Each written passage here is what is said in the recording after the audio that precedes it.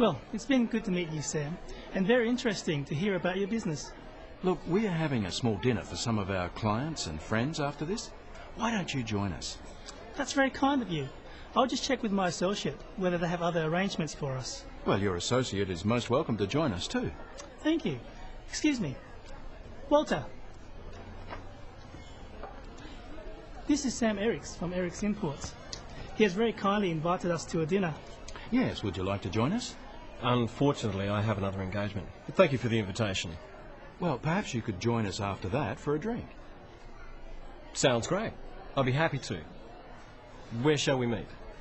How about the lounge bar here at about 10? I'll see you then. Excuse me. Lynn, Victor's joining us for dinner. Oh, wonderful. I hope you don't mind. Of course not. You're most welcome. Well, shall we make a move? Would you mind if I just say goodbye to a few people? No problem. We'll see you outside in a few minutes. Okay.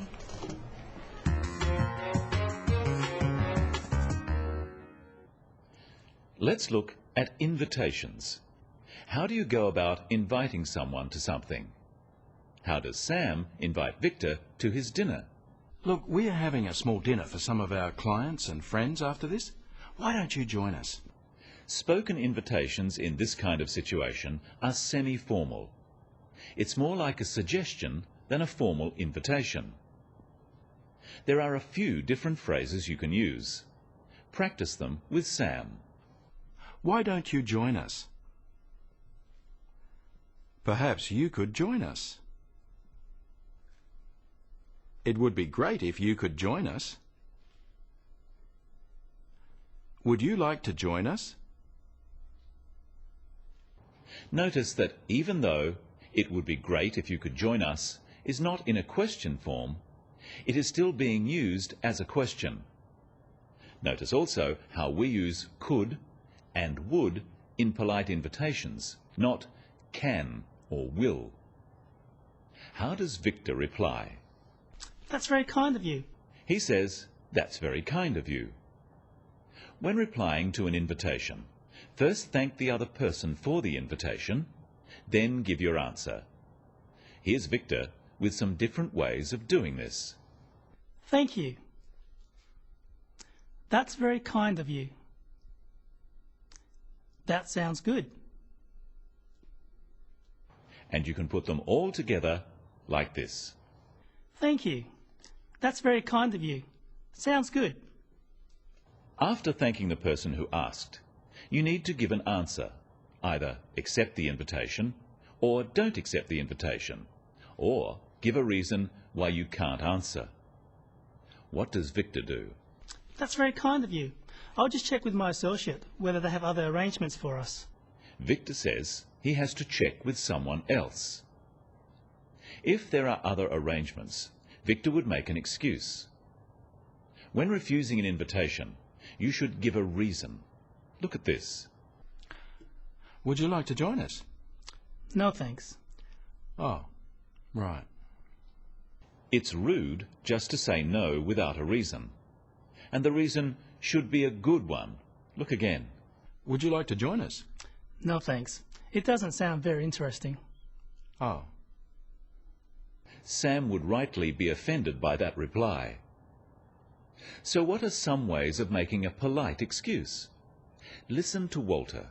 Yes, would you like to join us? Unfortunately, I have another engagement. But thank you for the invitation. Walter doesn't need to say what his other engagement or appointment is, just that he has already made another commitment. Notice that he still thanks Sam for the invitation. Practice with Walter some other ways of making an excuse.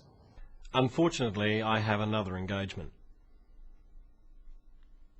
I'm afraid I have another commitment. I can't, I'm sorry. Perhaps another time. By saying perhaps another time, Walter is being polite and friendly, rather than just declining the invitation. Notice that he says, "I can't." This implies that he has another commitment, without having to say what that commitment is.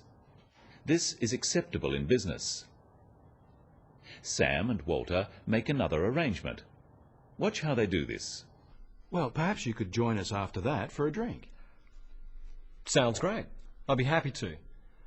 Where shall we meet? How about the lounge bar here at about 10? I'll see you then. Sam says, perhaps you could join us after that for a drink. By saying perhaps, he is leaving the invitation open. Walter is under no pressure to accept. Practice these phrases using perhaps with Sam. Perhaps you'd like to join us later. Perhaps you'd be interested in meeting us for breakfast.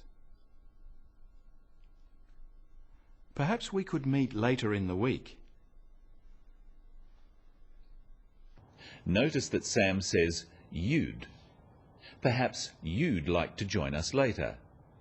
You'd is short for you would. Walter accepts and they make the arrangement. Notice the slightly less formal way Walter accepts. Sounds great. I'll be happy to. Where shall we meet? You can use these simple phrases to accept an invitation. Practice them. That sounds great.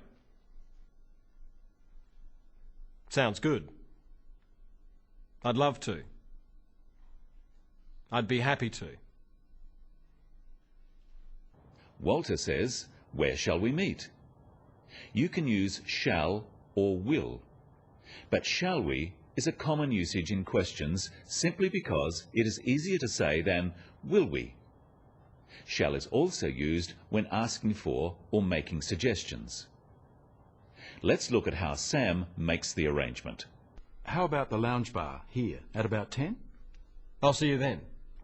By asking where shall we meet, Walter is leaving the details of the arrangement up to Sam. Sam gives a place and a time, but because this is an informal meeting, he doesn't make it sound like an appointment. He says, how about the lounge bar? How about invites the other person to say if it is not convenient. And he says, at about 10, as a question. This also leaves room for the other person to suggest a different time. Practice these two phrases with Sam. Listen carefully to Sam's voice and whether he uses a rising or falling tone. How about the lounge bar here? About 10? Walter confirms the arrangement by saying, I'll see you then. This is now a definite commitment and an end to the arrangement. Notice how the stress is on the word then to confirm that the time is definite. Try saying this, I'll see you then. Let's have a look now at the end of the scene.